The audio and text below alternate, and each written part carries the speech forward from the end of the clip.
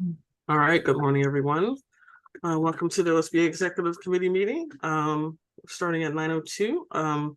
So first we need to approve the agenda. So we'll hear a motion to approve the agenda.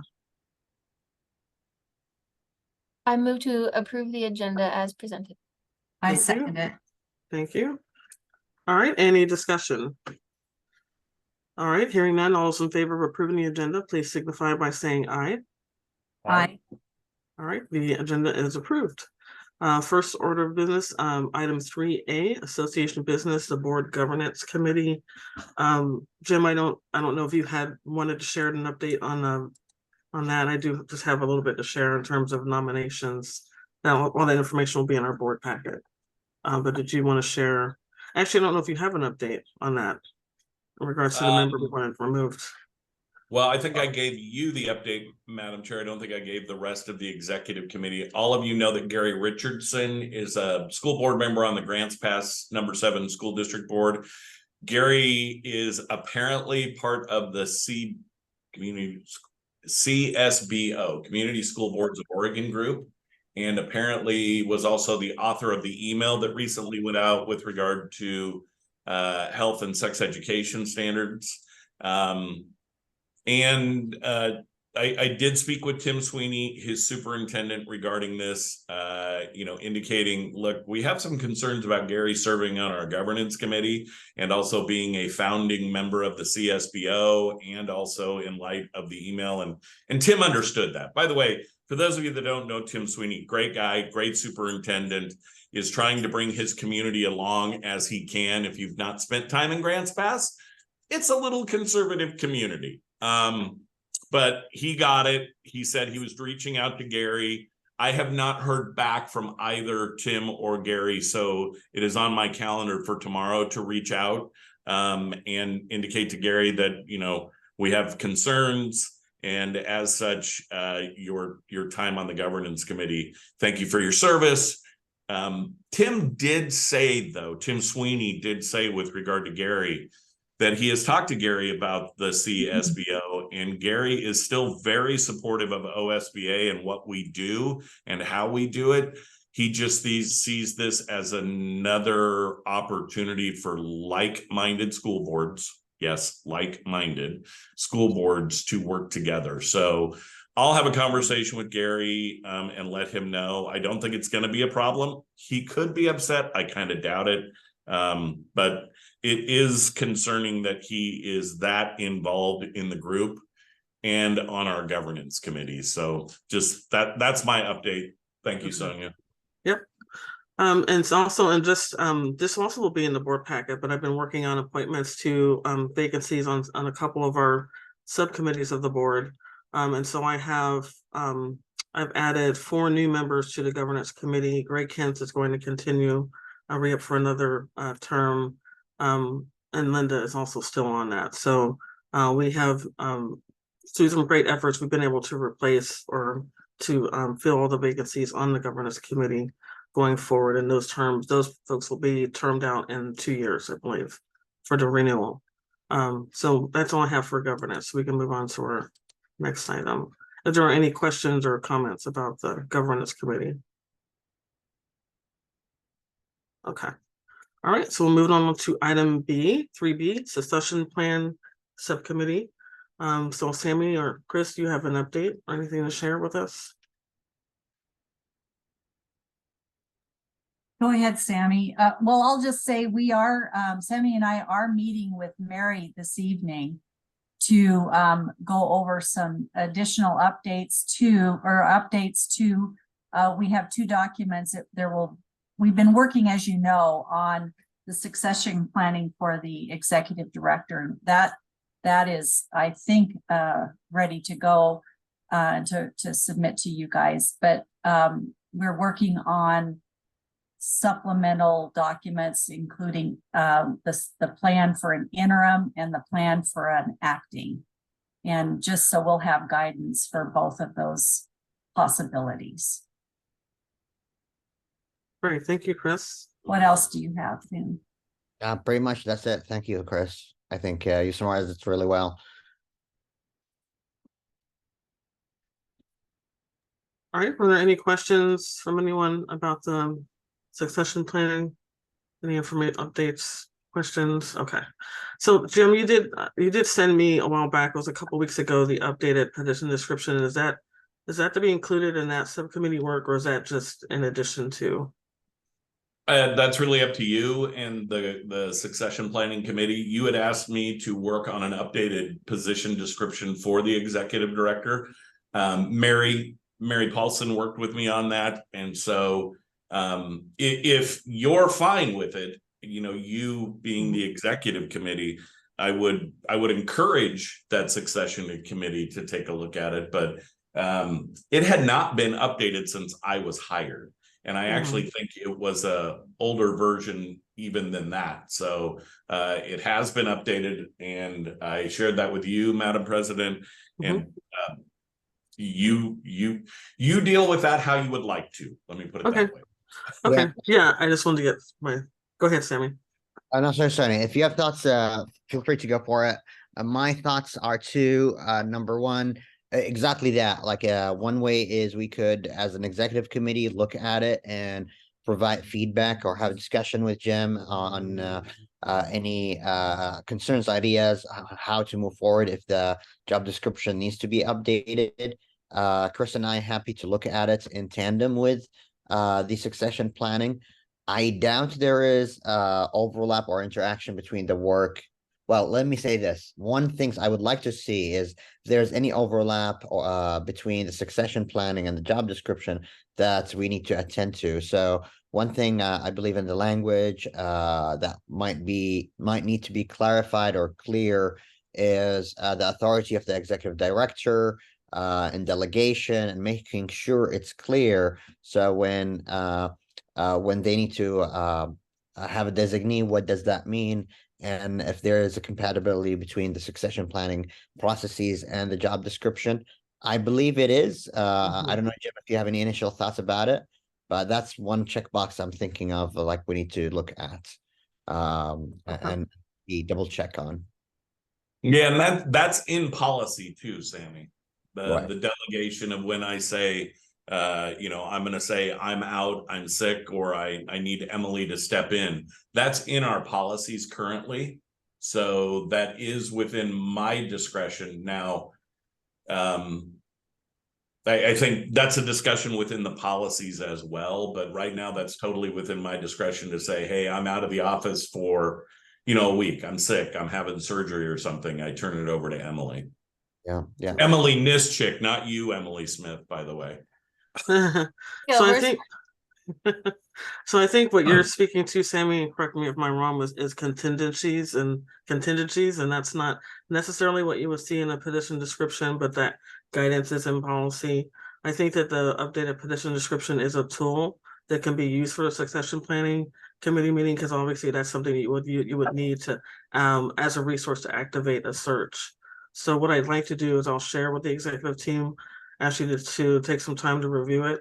And then we could maybe have create space for time on our next meeting to get some feedback, and then I'll send that to Chris and Sammy, and then you can also take that feedback and maybe make some recommended updates to it. We'll have you work on it as a subcommittee. How does that sound? That sounds good. I think I want to add one more thing is maybe, Jim, to the point you mentioned is, should we have a standing check-in every year or other year after the evaluation or before the evaluation? Well, probably after the evaluation, the annual evaluation, to just look at it and have an opportunity for the ED, deputy ED, and the executive committee to say, hey, maybe we need to revise this line item on the job description. So we don't end up in a situation where if and when there is a succession planning the committee needs to rush into looking into the job description. At least they know, like, oh, we have a check mark 2 months ago or last year, or is last time we looked into it, if that makes sense.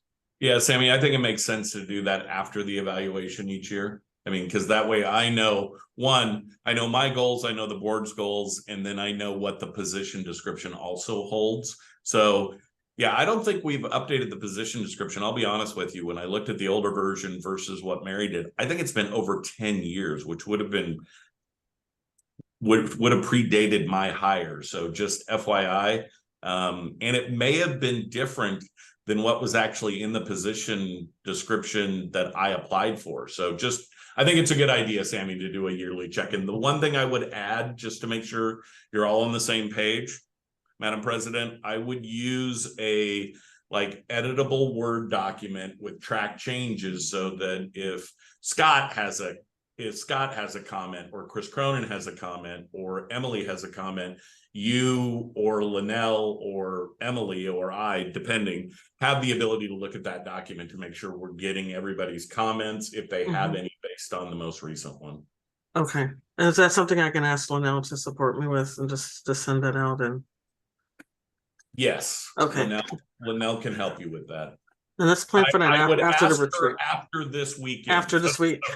That's exactly what I was gonna say, after. Okay. And Chris, you had a question, you had your hand raised. A comment, or? No, I was just, I had the same idea that Jim just expressed, that to do it in conjunction with the evaluation every year. Okay. All right, anyone else have any comments or questions? Okay. All right.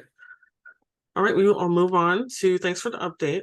We'll move on to item C, OSBA property holdings, property transactions. Jim? So as part of the upcoming board meeting, we are going to go into executive session to talk about a property transaction, just so you're aware, regarding the potential purchase of LOCs, either share within the cottages, i.e. the apartments that are just east of our building here, or their entire interest in the building, parking lot, and apartments here. So both options will be part of that. You'll have an appraisal that Chris has had done on both. Just so you're aware, we own 66.6667 of the building and parking lot where I'm sitting today here at the local government center. Same with the apartments. Because we've always had a really good working relationship with our prior partner, AOC and LOC. By the way, AOC, Association of Oregon Counties, LOC, League of Oregon Cities. Each one of us, when we were a third, had kind of veto power over, no, we're not going to do that now. No, we're not going to do that now. We have kept that in place with LOC to be good building partners. I guess I would disclose to you that they are not being the best building partner in the world right now. I'll just be honest with you. We do need to do some updates to some of the apartments that have been vacant, and they're not willing to do that. We have, as I think I mentioned to Scott, some HVAC units on the top of the roof that need to be worked on. And interestingly enough, they're all the ones that service the LOC area, and they're not willing to make the updates to it. So I just wanted to let you know, we will be talking about that.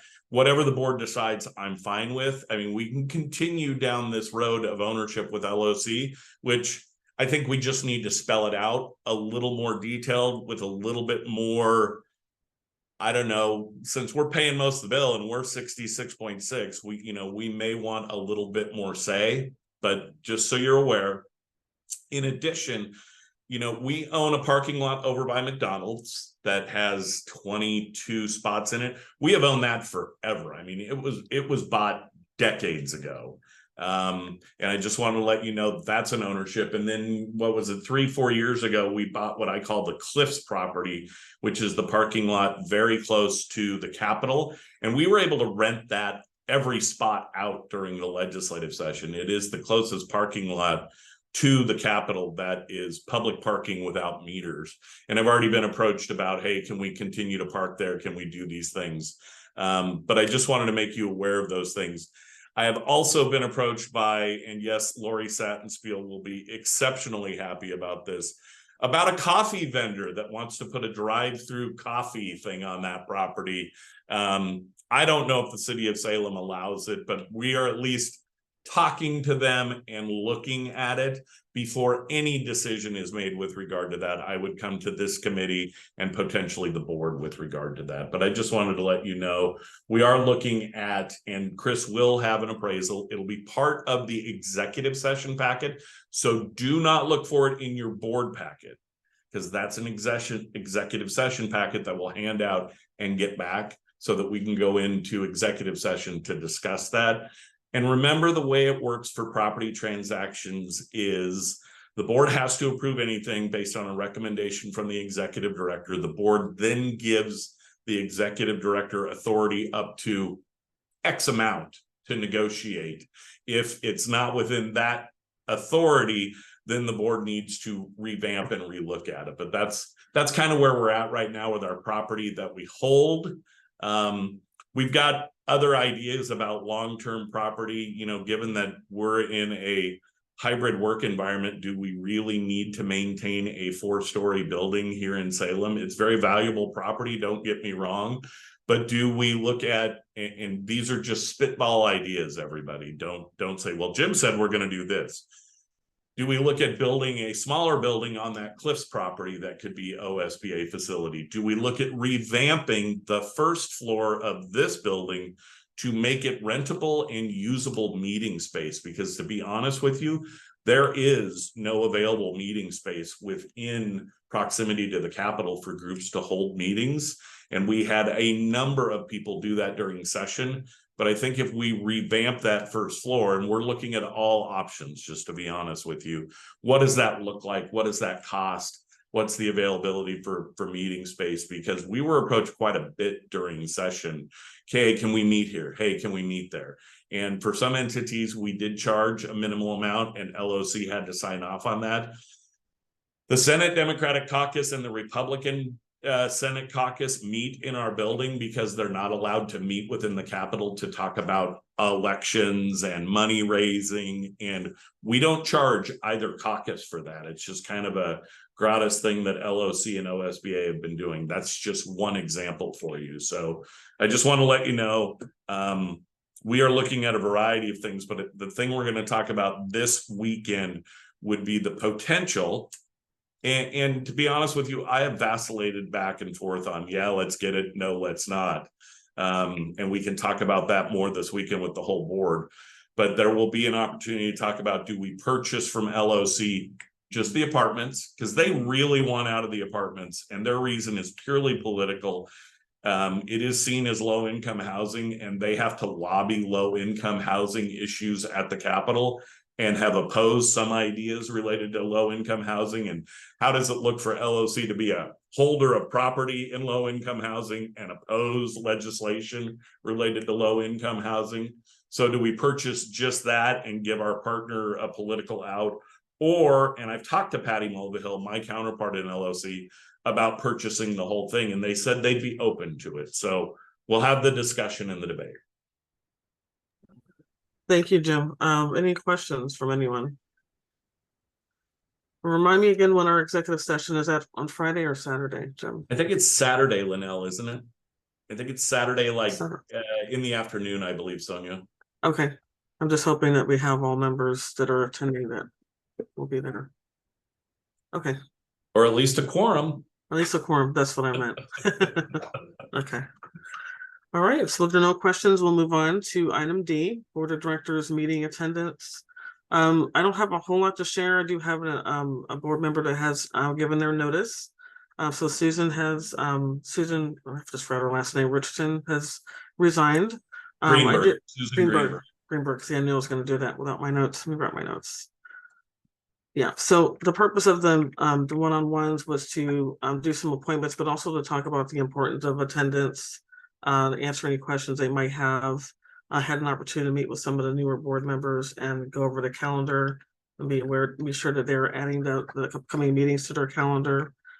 So nothing else to add there, but just the announcement that Susan did submit her resignation. So, but happy to answer any questions, or if Jim, if you had anything to add about attendance. I don't have anything to add about attendance, and why I raised my hand is I am receiving, I think today, from Mary and Jane, the new board member orientation program that they have developed. So remember, that was one of the board's goals from last September, was to create a new board member orientation.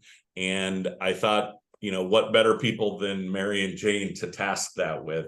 And I spoke with Mary while I was in Chicago, and I'm supposed to be getting that from both of them today, I believe, today or tomorrow. We won't discuss it at the upcoming board meeting, but when we have elections, so, you know, we have an election cycle coming up, we will have a new board member orientation plan and program in place for newly elected and or appointed board members that are coming on board as of January 1.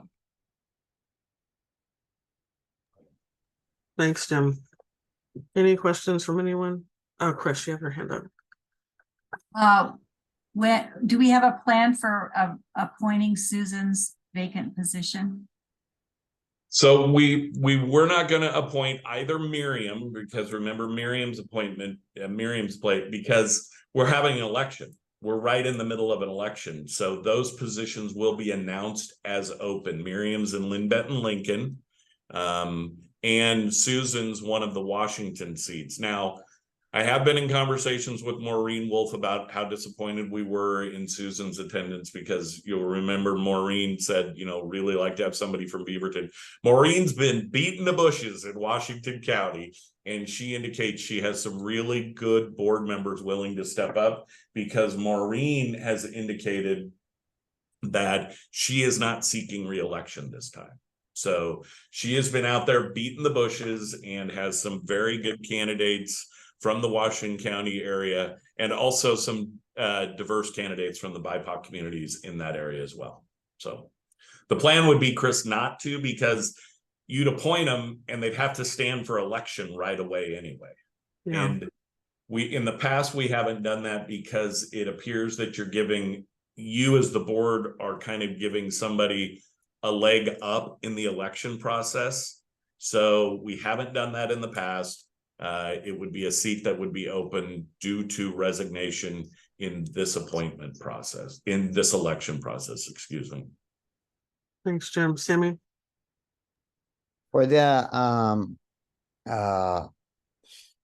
orientation for board members, Jim, I'm wondering if there's any caveats we need to address when we onboard caucuses board representatives, just because the cycle where we appoint them and when they join in has changed over time, and we want to make sure like there's a way that's clear that we're including them in the orientation.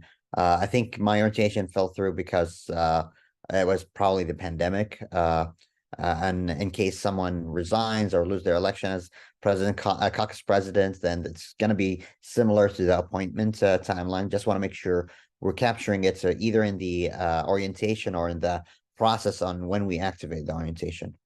My understanding in my conversation with Mary was, Sammy, that anytime there would be a new board member, whether it's through a caucus process or an appointment process because someone resigned or didn't win re-election, that it happens within, I think the recommendation within the report was 30 days once they've been appointed. So regardless of how they get on the board, that would occur. Good. All right, great. Any other questions on attendance, orientation? Anybody? Okay. All right, we'll move on to item 3E, board self-evaluation tool. So we had the board self-evaluation tool go out this summer. We have the results back. Those results will be in your board packet. I think my thought is that we will have some space and some time at our retreat to break out into groups and just kind of do a kind of an overview of our feedback, how we can kind of disseminate the information that's shared in the evaluation tool. Looks like there were 14 completed surveys, which is about 61% of the board. 3 of those that completed are no longer on the board, and so in the past, what we've done is broken out into groups to either collect general observations or comments on the feedback, what we're doing well, what areas we might need to improve. And based on the numbers that are in attendance, we'll do 3 to 5 breakout groups. We'll ask each one of you to kind of facilitate those discussions. And then we'll just kind of do a report out on that. So you will get that feedback today. I was kind of surprised with some of the feedback.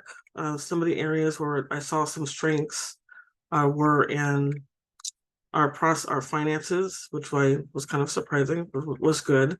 I saw some areas for growth in board relationships. Strategic planning was pretty strong, but we had the whole gamut. We have strongly agree to I don't know until strongly disagree. So when you review those results, you'll see kind of where where our strengths are. So it's good to get that feedback. I'd like to have more participation in that, but we'll have some time to review that in your board packet. I'd encourage you all to look at it before we get to the retreat, so you can kind of have that information in mind as we facilitate discussions with the full board on Saturday. And I believe that's going to take place on Saturday on our agenda, right, Jim? The discussion. I'm looking to Linnell and she's nodding her head yes. Okay. All right, Chris, did you have a question or comment? My comment question is regarding some of those areas of possible growth or that we can address. Is there any plan for discussion regarding how we might address some of those things at this meeting, or are we going to just use it? Are we going to just discuss and then decide later whether we will further discuss improvements? Or That's a good question. I think that's something that as an executive committee, we can look at those results and then maybe make a plan for implementation or improvements. It could be everything from our operating agreements. I think there's areas for growth. When I was looking at the results of board relationships and discussion, I see opportunities for growth, and that's something that as an executive team that we can look at, maybe updating some of our agreements and how we operate as a board, how we have discussions. So I think that there's always an opportunity to make some improvements, and I think that starts with us. I would suggest that we have and I don't have an idea right now how to frame that, but if we're going to break out into groups and discuss this board self-evaluation tool, that we have some kind of a mechanism where groups can make a suggestion that this is an area that perhaps we might address, and then we can take that wherever we want to, but it would be good to have that as a possible outcome. I agree. Jim. So if I could suggest this, Madam President, since each one of you would be facilitating, other than Mr. Rogers, who has to move his daughter into the community college in Eugene, other than Scott, I would suggest that we'll bring easels and chart packs for folks. You guys write that down, and then because we are planning a true board meeting on Sunday following convention, that we put that on the agenda for the meeting following convention. To, we've heard from you at our September we being the executive committee, have heard from you at the September meeting. Here's where we're going, and this is what we're thinking, and report that back to them at that November convention meeting would be my suggestion. But I think that's probably the way to have the follow-up and assure that you are reporting back to the board on what their suggestions were. And being responsive. I agree. Thank you, Jim. How does that sound, Chris? Okay. All right. Any other comments or questions? All right. Do we have an idea when the board packet will go out today? No pressure, Linnell. You're doing a great job. Yeah, I talked to Linnell. Everybody, it's going to go out today. Linnell's fine, but she was very concerned. Remember our conversation in Chicago? Give her a little space, a little grace. It's her first board packet, so just a gentle ask. I appreciate you, Linnell. You're doing amazing. It'll go. Linnell and I have talked. We're trying to get it out today to everybody. Sounds good. Thank you. Okay. All right. We'll move on then. So the last item, item F, meeting with. So this is part of my wish list. This is why I added it to the agenda. So this is more of a question for Jim. We are working on these, Sonia. We're trying to get on the governor's schedule to have her meet with the board. Okay. And the issue with the COSA groups, because I've also talked to them about our caucus meeting with their equity group. Krista Parent's daughter, and Krista Parent is the deputy that kind of handles these things over at COSA. Krista Parent's daughter has brain cancer right now. And she has been going back and forth between here and I believe it's Montana. It's either Montana or Idaho. And my understanding was that Krista was for 2 weeks in Montana because her daughter was having surgery on the issue. So Okay. I was going to reach out to Craig Hawkins and just say, hey, Craig, just wanted to let you know, gentle reminder, we would still like to have our women's group, our women leaders within OSBA meet with your women leader group, and your equity group also meet with our BIPOC or our caucus. So, and the governor's office, it's a mess over there right now. So yeah, we're working on it. I can tell you Lori is working on it to try to get a meeting scheduled. It would be a Zoom meeting with the governor, but Yes. we're still working on it. Okay. All right. Well, I'm going to hold you to it because that's important. So I'd really like to have that opportunity. And Madam President, if I could mention one more thing to this committee before you adjourn. Yeah, I did also want to. Also, the Women's Leadership Conference is after our winter meeting, Pacific Winter Meeting. It's the 15th and the 16th, so I'll be attending. I wanted to be sure the ladies of this executive team are invited as well, because it's an open invitation to our leadership to attend, and so it's going to be in Bend. And I'll be sure that Linnell, if you can make sure the information is available to them if they're able to attend. I'll be attending that. So that's it. Do you have the floor, Jim? So I just wanted to give you a heads up on some things that are going on. I got a very interesting call yesterday, and unfortunately I was in the plane when the call came in, but it is from former Governor John Kitzhaber and Duncan Wise, the executive director of the Oregon Business Council. They reached out to me because they've heard me talking about this idea of how do we get accountability in schools? What do we do with regard to accountability? Is there a way to bring groups together around this?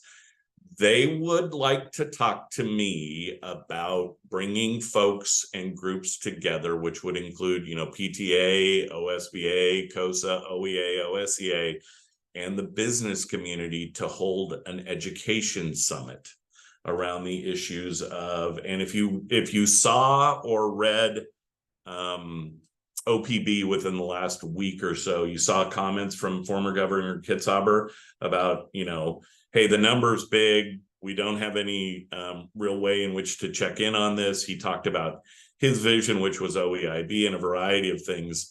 But they have reached out to me, and I am at least willing to meet with them and talk to them about this, because if we don't define what either accountability looks like or what the education system looks like in a going forward, we're going to have it defined for us. And I can tell you this, that there are a number of legislators who have some really interesting ideas about that. And they're not always in the interest of kids or in the interest of public education per se. So I just wanted to let you know, I am in the process of setting up a meeting to meet with Duncan Wise and former Governor Kitzhaber. And I understand the political issues and the baggage that Governor Kitzhaber bring along with him. But if you read that article, it was really interesting. They reached out to him and he talked to him. They reached out to Governor Kotek and she said she wasn't able to talk to him. So I've got a call into Pooja and to Melissa Goff to talk to them about this as well. But I think we better be at the forefront of this discussion than have this discussion happen without us in the room. I will keep you informed on where this goes. It is very preliminary in nature, but at least the idea that Duncan mentioned to me was, the Oregon Business Summit that they put on in December up at the convention center. They're thinking something similar or something in nature with regard to an education summit. But I said, before we get there, we ought to really sit down and talk about what we see as a vision for education in the state of Oregon. So that's where we're at. Just wanted to give you a heads up on the conversation that I have had with Duncan this morning, and former Governor Kitzhaber is going to call me later this afternoon. So that's where we're at. And this most likely, Jim, would be in 2024. Is that right? Yeah, I mean, you can't put something like this together in a short order. You could put a smaller group together to get together and talk about it. I've also got a call into Angela Wilhelms. She's the executive director of the OBI, which used to be AOI, for those of you that remember the old days of AOI. Obviously, I'd have to talk to Tracy, who's the exec of OEA, and Craig. I mean, if we do this and we get there, I mean, everybody's going to have to give on some things.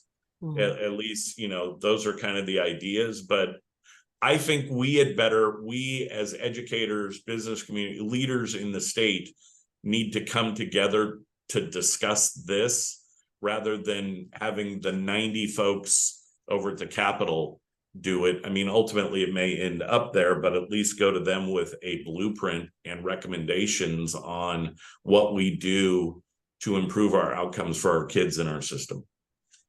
Yeah, I agree. We need to be ahead of that. Thank you, Jim. Sammy and then Chris. Yeah, Jim, I don't want to dig deeper into what are the issues, but what could be problematic issues of the former governor's involvement, and what's the angle there? I think that's a question mark I would like us, or would like you to maybe share a little bit, maybe now, maybe after you have the call with him. I'm also curious, is the attention is a follow-up because the current governor now is setting a different direction and definition of what we are looking for in our students as a vision for graduation rates. And third, I'm wondering if his involvement is going to be related to his OHEC collaborative work, which is really great. And it's a focus maybe overlaps with the governor. I just want to be careful that OSBA is not going to be used for specific vision, and we drive our own vision that is consistent with all stakeholders, if that makes sense. And if the governor is headed toward a new vision different than what we had last 10 years, we need to be an active part of that conversation, not to be thought of as, I don't know. I'm just blabbering now because I'm curious why now and why just after this article. Well, I think more than anything else, Duncan and I have had this conversation ongoing for quite some time, and I have been talking to folks about how do we build an accountability system in this state for, you know, the amount of resources that the state gives us that is student focused. And I've talked to several superintendents, and I guess Governor Kitzhaber had heard I was mucking around in this stuff. My concern about Governor Kitzhaber being involved is exactly what you said, Sammy. Plus, there's still the baggage of him resigning as governor and all the things that went along with Governor Kitzhaber. I mean, the guy is a brilliant thinker. There's no two ways about that. And he is a policy wonk to the nth degree. I don't think he wants to be involved at the forefront. And again, Sammy, I heed your warning of us assuring that we are still meeting the mission of our members. Mm-hmm. And I think when you look at the groups that are out there that are involved, we're the ones that are going to be, and no offense to our other groups, don't take this the wrong way. We are going to be the ones that are going to be student focused. And so I think it's a unique opportunity for us to be at the forefront of the discussion. And before you even get to a summit, I mean, you have to have you got to identify what's the problem, what are the issues, what are the political problems that we've got within the system, where are there roadblocks to improving outcomes for students, the variety of things that are, out there. So I'm just letting you know where the initial conversations are at. And I think it's good that we would be at the forefront of those conversations. Yeah. All right, Chris. My question is in a completely different direction. So is that okay? Are we finished with this? Thank you, Jim. So I'm going back to our previous discussion about openings, and with the resignation of Miriam, it leaves that region opening. And I just wondered, Sammy, if you would consider putting your name in, because right now you're representing the caucus, but and you have that role, but we also it'd be nice to have you in a more permanent role if you're interested in doing that. I just don't know.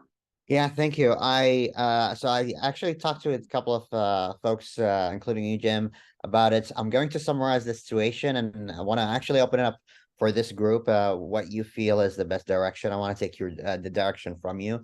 So after the new year of this year, I transitioned from being a voting member of the caucus to a non-voting member, ex officio through NSBA liaison. So by the virtue of being an SBA board member, on the board, and then I have an officer position that's different than being a non-voting member. So whether you're a voting member or non-voting member, a legal opinion that Jim obtained is that I can serve as an officer. I got elected as an officer. I can continue to serve as an officer as long as I have the ex officio position without a vote.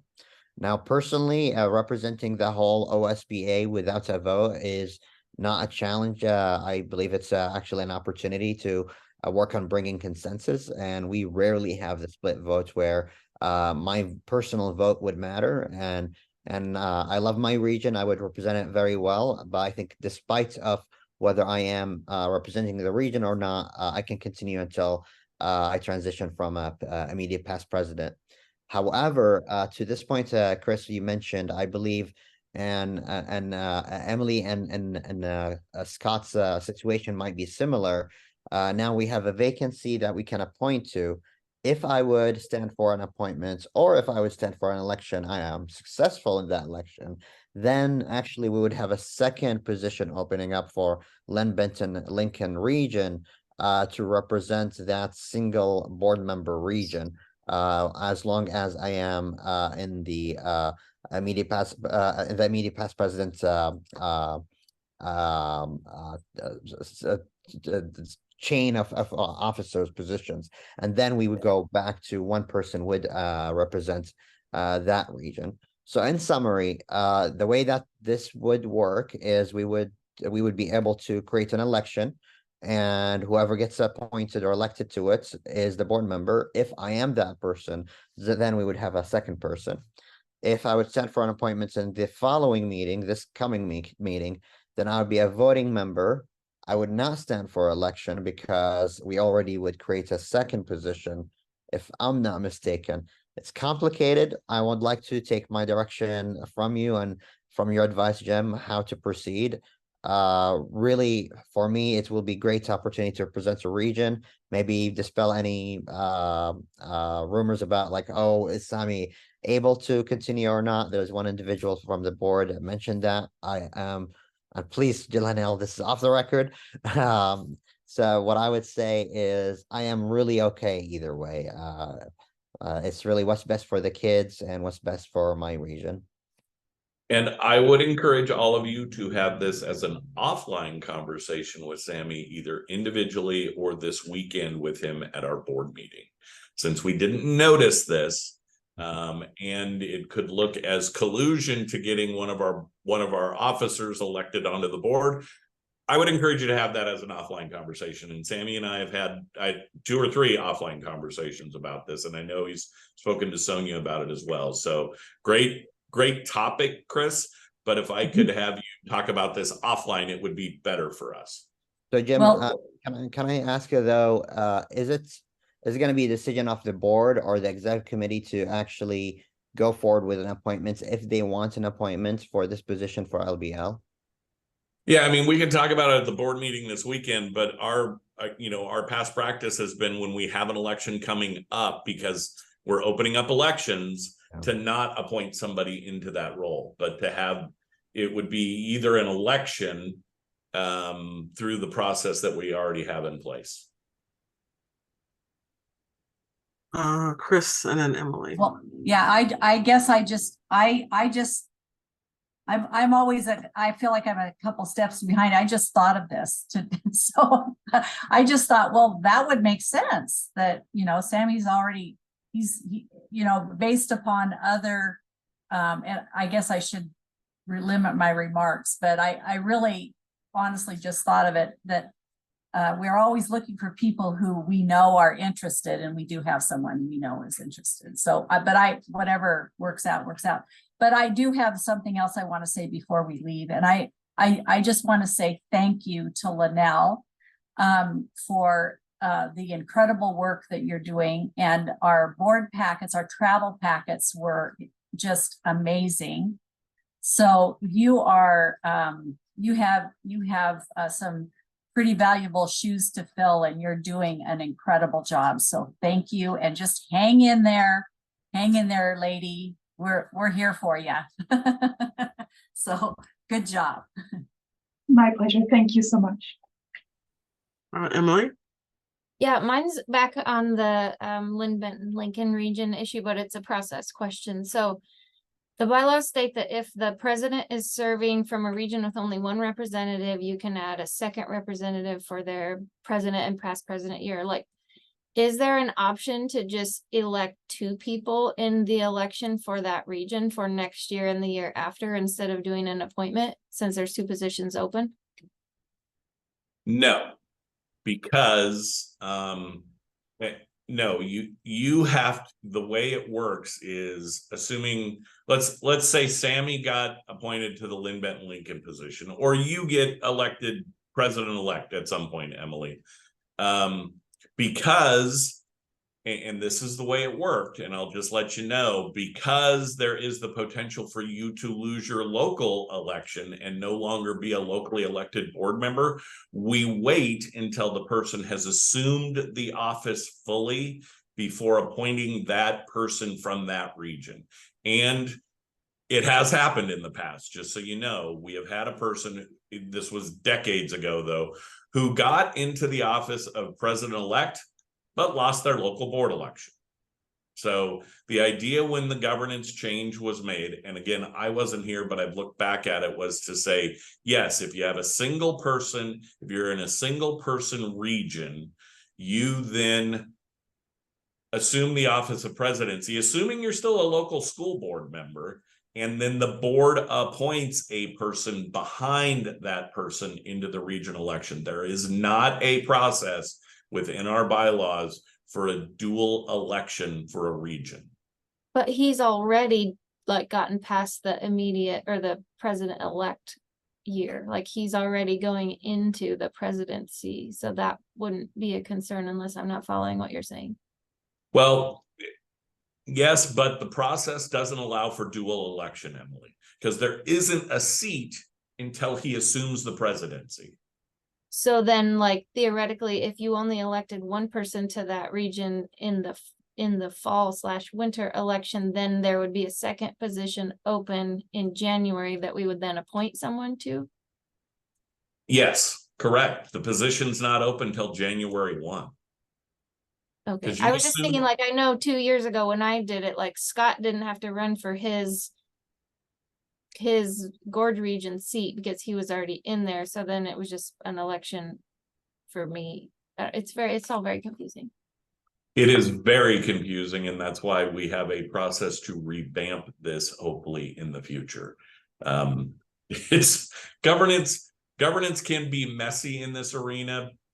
So I think we need to think about a variety of things, and there are multiple ideas on the table. I'll just be honest with you. And I am tasking Mary Paulson again with this discussion going forward. Okay, cool. Thank you. All right, any other questions or comments? Good for the order. Maybe we can have more discussion about this next time. I'm gonna do a little bit of information on governance. Sammy knows where I stand. We've talked about it, so. All right, thank you everybody for your time. We are adjourned. Have a good day, everybody. And remember, Finance Committee, for those of you on the Finance Committee, is this afternoon. Gonna be riveting. Friday. Bye, everybody. Bye.